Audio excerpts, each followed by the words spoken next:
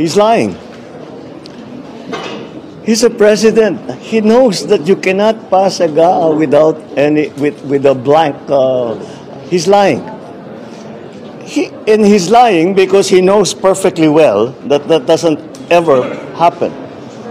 Sa kasaysayan ng buong Pilipinas, hindi pinapayagan na magkaroon ng item ang GAA nang hindi nakalagay kung ano yung project at saka ano yung gastos, ano yung pondo.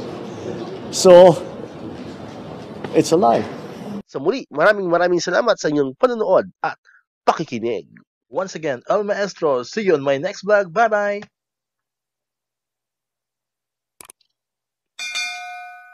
1, 2